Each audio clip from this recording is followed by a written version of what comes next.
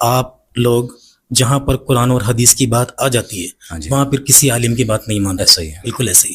تو میں یہ جاننا چاہ رہا ہوں، جو مجھے فیل بھی ہوتا ہے، کہ آپ لوگوں سے پھر یہ غلطی کیسے ہو گئی کہ قرآن میں اللہ تعالیٰ فرماتا ہے کہ فرقے واریت سے بچو، آپ لوگوں نے اہل حدیث فرقہ کیوں بنا لیا؟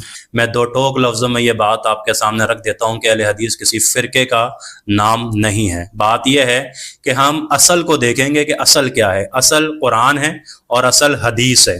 تو اگر آپ اس کی طرف اپنے آپ کو منسوب کرتے ہیں، اپنے آپ کو اہل الحدیث کہتے ہیں، تو یہ کوئی فرقہ واریت نہیں ہے، یعنی یہ کوئی فرقہ نہیں ہے. ہاں، اگر آپ کسی جماعت کی طرف یا کسی علاقے کی طرف یا کسی شخصیت کی طرف اگر آپ اپنے آپ کو منسوب کرتے ہیں تو پھر وہ کہلائے گی فرقہ واریت.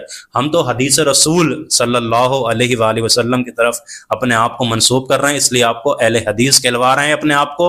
اور اہل الحدیث کا مطلب یہی ہے کہ ان کا ہر کام، ہر عمل اور ہر فعل اور ہر عبادت عین اللہ کے رسول صلی اللہ علیہ وسلم کی حدیث کے مطابق